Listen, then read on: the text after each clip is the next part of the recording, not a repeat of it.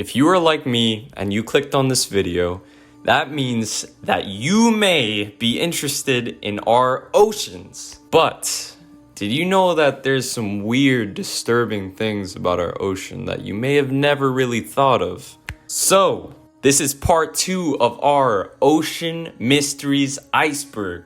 You guys absolutely killed it with the first video. I think we're currently sitting around like 640 views or so, which is just amazing. I'm really glad that you guys are liking the iceberg content because I really enjoy making it and I could keep pumping these videos out non-stop. It's just content that I truly enjoy. So this goes again. If you did not watch the first iceberg video, make sure to watch that one and then resort back to this one. Or if you want to be a rebel, just start off with this video. You know, who cares? Who needs instructions? So you guys know I don't like to keep you waiting. Without further ado, Ocean Mysteries Iceberg Part 2.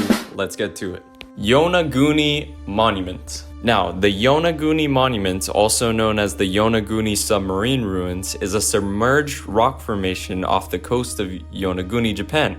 Now, it's a very pyramid-shaped structure that most people don't know is actually man-made. In addition to the straight lines that kind of step down, it also has carvings on it. So this could mean that it is possibly a submerged ancient city of sort.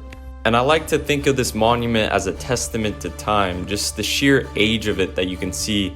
You can see its carvings. It's just a really interesting monument overall. Plus, that thing old as hell. Biblical Leviathan. Now, the biblical Leviathan refers to the Leviathan in the Bible. And it's said in the Old Testament that the Leviathan appears in Psalms 74:14 as a multi-headed sea serpent that was killed by God and given as food to the Hebrews in the wilderness. It also draws a lot of similarities to the world serpent of Scandinavian folklore. And in the Bible, it's used as an image of the devil, essentially, endangering God's creatures by attempting to eat them. And it's said to be a 7-headed beast, described with the same features as a dragon, rising from the waters. And damn, let me tell you, that thing looks scary. Kraken is real. There's a lot of speculation that the Kraken is real. Many scientists and news websites claim to have caught footage of the Kraken after centuries and thousands of years finally. And while these could be easily mistaken with giant squid, mystery always makes you a little bit uneasy.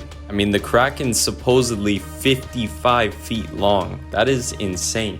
Which is about the same size of the Hollywood sign. Globster. Now, the Globster was a carcass that washed ashore near St. Augustine, Florida in 1896. And it was said to have no visible eyes, no visible head, and no apparent bone structure. And the only way that they used to describe it was just a blob. Now, there's many sketches of it, and there actually is a photo of the carcass. However, this thing was very, very, very decomposed. But later, it turned out to be just the decayed carcass of a whale or a shark. So, mystery semi-solved. Bloop. Now, the bloop was a mysterious rumble recorded in the ocean in 1997 that is now known to have originated from an ice quake. Here is actually the sound of it.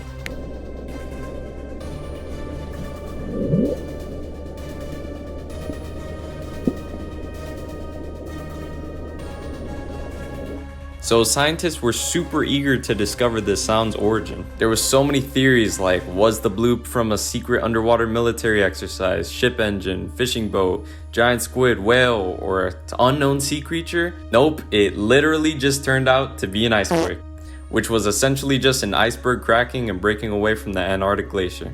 German U-boat 60-foot crocodile.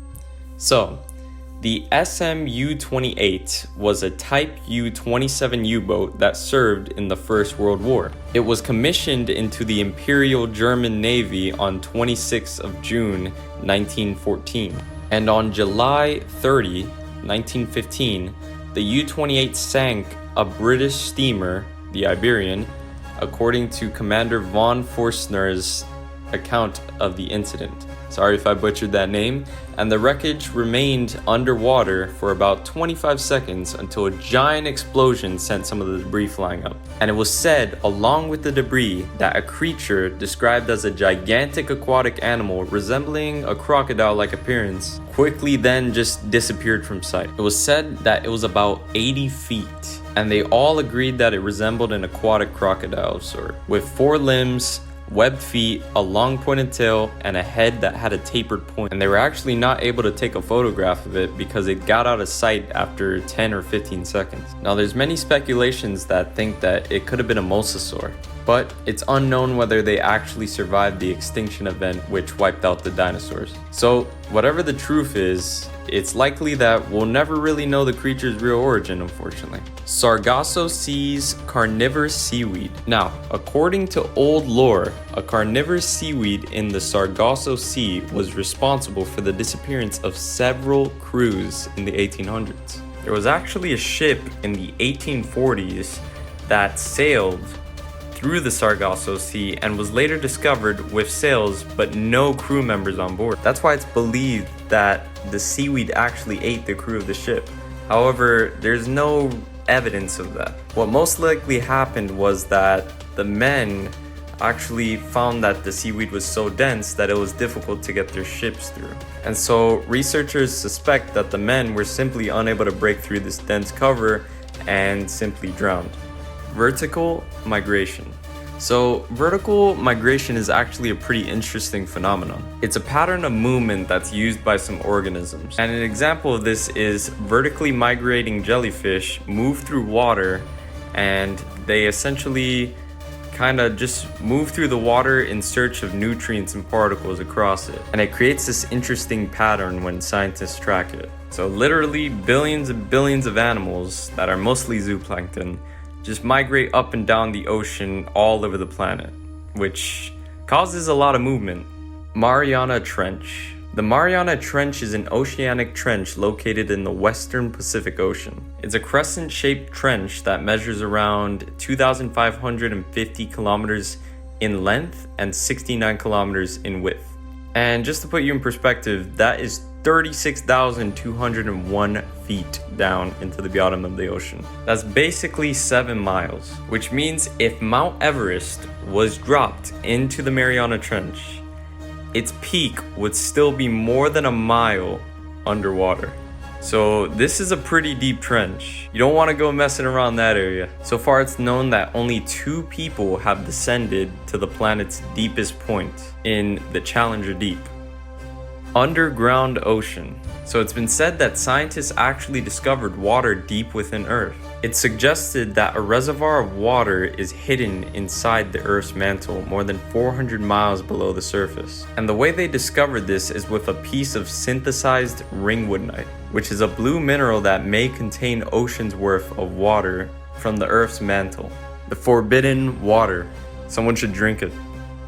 Heraklion. Basically, underwater Egypt. Now, the underwater city of Heraklion, Egypt. So this thing is old as Egypt, and the city was actually destroyed over time as it was weakened by earthquakes, tsunamis, and rising sea levels. It was destroyed so much that at the end of the 2nd century BC, most likely after a severe flood, the monumental buildings just collapsed into the water. It's been said that some of its inhabitants actually stayed in what was left of the city during the Roman era, and then the beginning of the Arab rule, but by the end of the 8th century, the rest of it sunk beneath the Mediterranean. So basically, ancient Egyptian seaport that was kind of like Atlantis. And there actually was a statue that was discovered there for probably more than 1,200 years that it's been under the water, that was discovered in the city of Heraklion, which is actually near modern-day Alexandria, Egypt. Mermaid Documentary. Now, I believe this refers to the History Channel's Mermaid documentaries, specifically the mockumentary titled Mermaids: The Body Found, which was styled as a documentary, but literally it was all made up. Like, all the material in the show was made up, and the scientists were just actors. Which, this is so funny because it actually reminds me of the History Channel memes. Like, they just be putting the most insane, bizarre shit on in the History Channel, dude. Like, it's just random stuff. Like, if you've ever watched the History Channel, you guys know exactly what I'm talking about. Sinking of the Titanic. Now, the Titanic was a ship that sank in the North Atlantic Ocean on 15th of April 1912 after striking an iceberg. It's said that the Titanic sank in the early morning hours of the 15th of April 1912, 4 days into its voyage. It sank for approximately 2 hours and 40 minutes and resulted in the deaths of more than 1,500 people, making it one of the most deadly peacetime maritime disasters in history. It received a lot of warnings of sea ice on the 14th of April, but was traveling at around 22 knots. So when her lookout sighted the iceberg, it was unable to turn quickly enough, and the ship suffered a glancing blow that buckled the starboard and opened 6 of her 16 compartments to the sea. The saddest part of this is that it was said to be unsinkable, but unfortunately, this is what happened. And it's been said that the band that was actually on the Titanic ship played until the entire thing sank. They were dedicated to their craft. Nevertheless, a very sad tragedy in history. Montauk Monster. Now, the Montauk Monster was an animal carcass that washed ashore on a beach near the business district of Montauk, New York in July 2008. So, the story began on July 23, 2008. Jenna Hewitt of Montauk and 3 friends said that they found the creature on July 12th. Now, the animal was the size of a cat and it was decomposed to a skeleton by the time that the press actually covered it. Now, initial reports said that it might have been a turtle without its shell. They also said it could have been a dog, a rodent, as well as even a sheep. But they actually studied the photograph and they concluded that it was basically just a raccoon that was degraded by the water. But man, that thing met an unfortunate demise. Aquatic Ape Hypothesis. This theory actually states that our ancestors once spent a significant part of their life in water. It's said that early hominids actually ate aquatic food as well as weeds, tubers, and later seashore animals that included shellfish. And it's been said that humans evolved from primate ancestors who dwelt in watery habitats. So that just means that this meme is canon. All jokes aside, I think it makes sense. It could be a reality and possibly the reason why many of us love fish today. Phantom Island, Bermeja. Bermeja is a phantom islet laying off the coast of the Yucatan Peninsula. Now, the island was first mentioned by Alonso de Santa Cruz in El Yucatan in 1539, and it was written that the island looks blondish or reddish. However, the island can't be discovered. Like, it was shown on maps, but now you just can't see it. And explanations for its disappearance include possibly rising sea levels, conspiracy theories, and basically all sorts of stuff. But the whole reason it's called a phantom island is just because it's off the map. Baltic Sea Anomaly. It's a feature visible on a distinct sonar image taken by Peter Lindbergh. While a diving team was treasure hunting on the floor of the northern Baltic Sea at the center of the Gulf of Bothnia in June 2011, it showed an unusual object with features of seemingly unknown origin. And there was a ton of speculation that the object was a sunken UFO. And it's said that it's actually a circular shape. They made conclusions that it could have been a German ballistic object that landed in the depths of the Baltic Sea during the Second World War. However, there's a bunch of mysteries to it. Could have been a Stonehenge, a volcano, an asteroid, a meteorite. Nobody really knows. Ningan. In modern Japanese folklore since the mid-2000s, the Ningan is an aquatic humanoid whale-like creature that supposedly inhabits the sub-Antarctic oceans.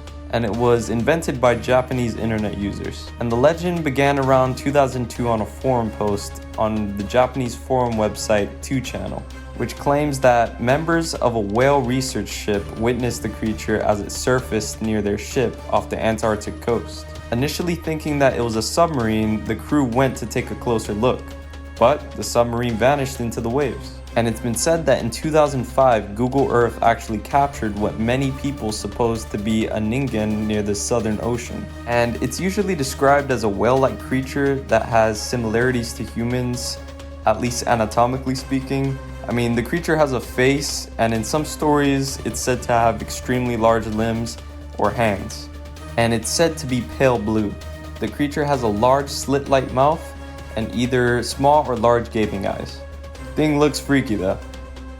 Cosmic ocean. A cosmic ocean, or primordial waters, is a mythological motive that represents the world or cosmos enveloped in a vast primordial ocean. It's found in many cultures and civilizations. It's been said that the cosmic ocean exists before the creation of the earth, and that the cosmic ocean represents or embodies chaos. Now, it takes form in the mythology of ancient Egyptian, ancient Greek, Judaism, ancient Indian, ancient Persian, Sumerian, and more. It's included in a bunch of creation myths. For instance, in the Egyptian version of this mythology, the universe only consisted of a great chaotic cosmic ocean, which was referred to as Nu. And it was said that a cow with sun discs between her horns gives birth to the sun, and it's said that it was risen from the waters of creation and was to give birth to the sun god Ra in some myths. And I find it pretty interesting that a lot of ancient civilizations kind of thought of a cosmic ocean in a lot of their mythology. Untouchable bathysphere fish. Now, this was a relatively unknown, possibly extinct collection of fishes that actually lived off the coast of Bermuda, only observed in 1932. It started off when a proposed fish was spotted by American naturalist William Beebe in 1932 in the unmanned deep-sea marine craft, the bathysphere. As Beebe describes it, a school of fish began to pass the vessel. Yelling for the descent to stop, he describes a discoidal fish with a large continuous vertical fin, a large eye, a medium mouth, small pectoral fins, and brownish skin. He says that they moved the small craft's light beam towards the fish, revealing 5 lines of photospores. It was also bioluminescent, and while there's no actual documented photo of it, there are some drawings and diagrams of it, and man, this thing looks crazy. It's just astonishing to me how the deeper you go into the ocean, just the more bizarre the creatures look. Elton Antenna. The Elton Antenna is an object photographed on the sea floor by the Antarctic Oceanographic Research Ship USNS Elton in 1964. It was an antenna-like structure that was in the upright position of the seafloor at a depth of 3,904 meters. And there's many theories believing that it's a UFO, and they might have suggested that it could have been a extraterrestrial artifact. There was another proposal that the object photographed was possibly an unusual carnivore sponge, though ultimately the mystery wasn't even solved. I mean, just take a look at this thing. It just looks odd. An antenna structure to be that deep in the Antarctic, it just looks odd. Oceans at night. Now, I believe this refers to just the sheer feeling of oceans at night. You get an odd sensation. It's one of nature's beauties, witnessing the ocean at night, but wondering what lurks beyond the depths is probably the most scary part. And I think the reason why it's mostly scary is because it's known that many creatures come out at nighttime, at least predators do, and feast upon the prey that roam throughout the day. And I think it's a relatively common fear of the ocean at nighttime. Just hearing the waves smack against the sand and looking out into the vast nothingness and seeing a horizon line that never seems to almost end. You really think to yourself and you sit there and you wonder, what is there? What is truly beyond this? And I think that's the most creepy thing about the ocean at nighttime. It's definitely not the most pleasing place to be at. Where do eels come from? And I believe this really just refers to the origin of eels, like where they even reproduce in the first place. However, there is an article that may say the truth, and it said that they finally figured out how eels reproduce. Granted, you should take this with a grain of salt. It said that eels actually lay larvae, and they basically lay eggs. And when it's time for them to mate, they're determined to make it to their breeding site at the Sargasso Sea. Same place that moss was found that we talked about earlier. And now for the last part of our iceberg, the last ever bit of information. The Flannon Isle mystery. What happened to the 3 lighthouse keepers 120 years ago? It's said that 3 men went out on a dark night in the 1900s and were never seen again. On the night of December 15th, 1900, the transatlantic steamer Arctur passed near Flannon Isle and noticed something was wrong. The lighthouse was dark, and a few days later, the news was passed that the Northern Lighthouse Board, who quickly dispatched the crew to investigate, signaled with a ship's horn and fired a flare into the sky. However, there was no reply. Joseph Moore, who was one of the lighthouse crew that had been on relief at the time, reported that he felt an immediate sense of foreboding the moment he stepped foot on the island and descended the steep cliff to the lighthouse.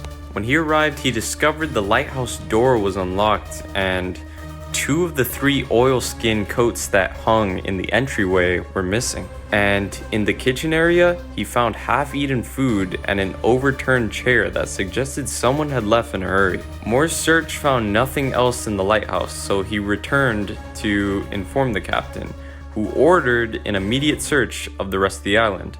A search that was ultimately fruitless because they found signs that the island had recently been hit by a massive storm. But what happened to the lighthouse keepers in there? Now, it was built a year before the men disappeared, on an island that has long been associated with strangeness. The only inhabitants of that island were sheep.